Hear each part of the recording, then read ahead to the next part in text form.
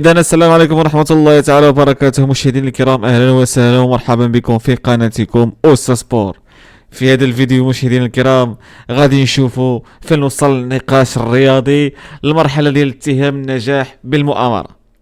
فإذا كان هذا السؤال هذا أن النجاح والمؤامرة، فاعرفوا أن مشاهدينا الكرام أن المشكل ما بقاتش في الكرة، بقات في العقلية ديال هؤلاء الناس. لأي حاجة كيديرها المغرب كيسميوها المؤامرة. اليوم الإعلام اللي كيهضر على أن الأسطوانة هي أسطوانة مشروخة هو نفس الإعلام اللي كيعترف بواحد الحقيقة بسيطة جدا مشاهدينا الكرام، أن النجاح ما كيطيحش من السماء، كيتبنى بالعمل. المغرب اليوم فاجأ كل شيء مشاهدينا الكرام. الملفات كانت واضحة، الملاعب معروفة، البنية التحتية تزادت، النقل، الفنادق، التنظيم، وحتى شهادة الضيوف من إفريقيا ومن خارج إفريقيا أن المغرب استطاع أن يحقق هاد كأس إفريقيا ما من لم يحققه أي دولة على مر التاريخ في كأس إفريقيا لنظموها هاد الدول.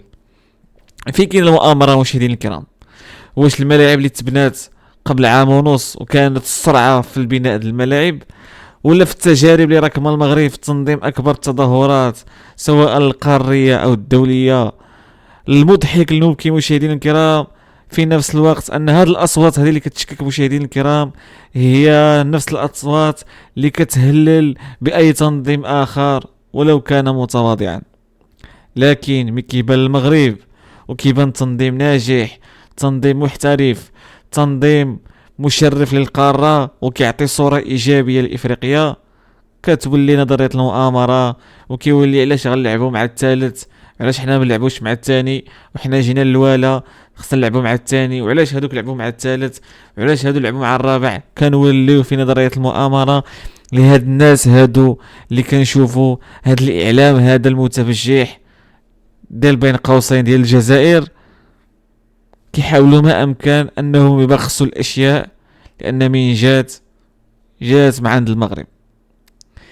مشاهدينا الكرام، الرياضة ما كتدارش بالعناوين الحمراء ولا بالصواريخ بحال غادي نشوفوا في هذا الفيديو، أو لا بتغليط الرأي العام. الرياضة أرقام، الرياضة وقائع، الرياضة شهادات. والمغرب استطاع بفضل العزيمة ديالو، القدرة ديالو، أنه يصنع الأرقام، يصنع وقائع، ويصنع شهادات. وفحال اللي كنقولوا لأول مرة في تاريخ كأس إفريقيا 9 ملاعب جاهزة كاملة تلعبت فيها كأس إفريقيا سابقة في تاريخ هذه كأس الأمم. المغرب استطاع أنه بحال اللي كنقولوا يهوز لبرا ديال كأس إفريقيا ويهوز لبرا ديال إفريقيا نحو ما هو دولي. مشاهدينا الكرام، لنشاهد هذا الفيديو، هذا العويل وهذا اللغط اللي كيحاولوا هاد الناس هادو يمروه على المغرب. ودائما أي حاجة فيها المغرب فيها نظرية المؤامرة. لنشاهد مشاهدينا الكرام. نقول لك درك نروح لك بعيد، نمس هذا مش كرامة الجزائر، باسكو راهو يمدح في المغرب.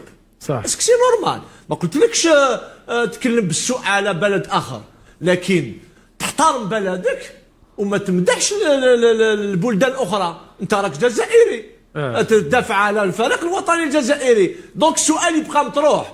انا تواصلت مع واحد يوتيوبر يعني اللي هو ثاني الى بيبلي هذا الشيء، ونشكروا على الوطنيه تاعو. نحييك خويا الشنوا، انت وطني مخلص، ماشي كيما اليوتيوبر هذا الاخرين، باش ماشي كاع كيف دخلتني في ما دخلتلكش. راني نعطي معلومه خطيره تمس امن الفريق الوطني. انا اليوم ما يهمنيش الحصه تاعك تكنيك ولا نربحوا ونخسروا. اسكو سي نورمال شنو يصرى؟ اسكو سي نورمال سيد هذا دوا بالباج نشوفوا في لا كونفيرونس دو بريس، وهذا يعني نداء الى السيد رئيس الفيدراليه ووزير الرياضه باش يتحمل المسؤوليه تاعو، ما يخليوهش يدخل. باسكو يدخل قسما عظما ما نسكتش. انا الجزائر قبل كل شيء.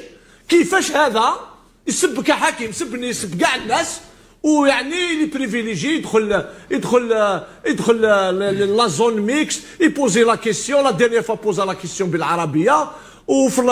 واش سمعتوا مشاهدينا الكرام شنو قال حنا ما خصناش نمدحوا المغرب، بحال لان المغرب واقف في الحنجره بحال لان المغرب واحد الشبح ما خصناش نذكروه، والتاريخ كينسى، والتاريخ عفوا لا ينسى، على ان دائما كنا كندعموا هاد الناس هادو. في التاريخ ديالنا كنا كندعموا هاد الناس هادو، ولكن هاد الناس هادو ما كيردوش الجميل. طبعا بين قوسين اشباه هاد الناس هادو اللي اليوم كيروجوا الاشاعات، كيروجوا الاكاذيب، كيروجوا المغالطات.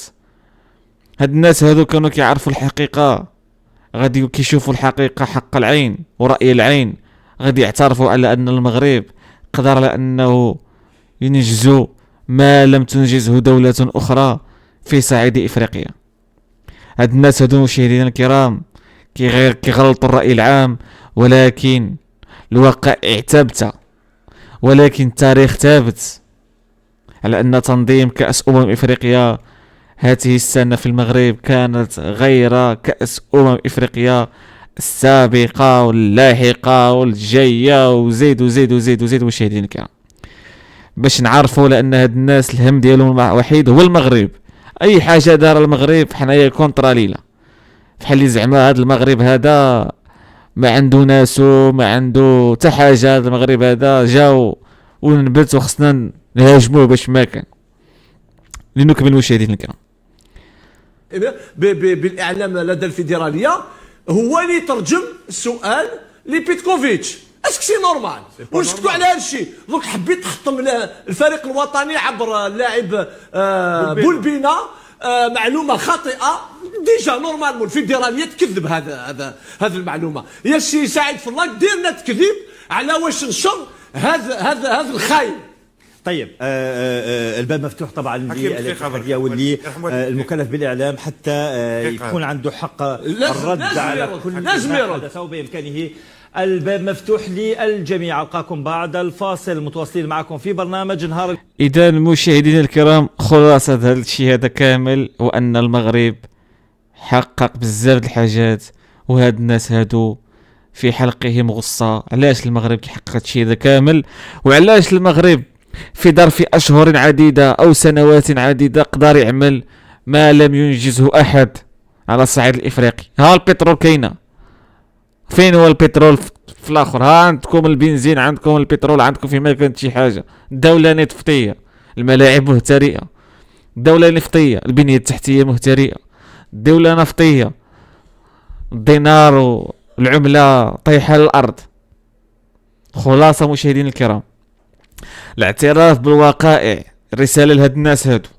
الاعتراف بالوقائع هي فضيله. طبعا النقد مرحب به، وحنا دائما كنكونوا منتقدين، وانتقدنا ولد الركراكي في المقابله ديالو امام مالي، وقلنا له اذا بقيتي كتعمل نفس الاخطاء تمشي في حالك، وكانت رساله واضحه. النقد هو تقبل النقد.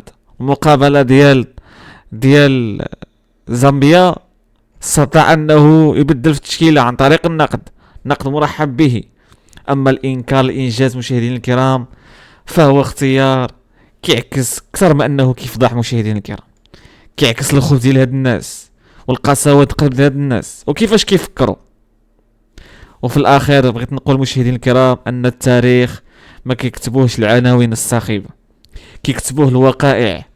والمغرب سيكتبوه التاريخ انه قدر ينظم احسن كأس افريقيا. والواقع كتقول مشاهدين الكرام لان العمل الجاد دائما كيبقى، والخطاب المؤامره اللي كيديروا هاد الناس فكيبان وكيطيح. كان معكم استاذ سبور مشاهدين الكرام، لا تنسونا من الاشتراك، لا تنسونا من الدعم لكي يصلكم جديد. سلام عليكم.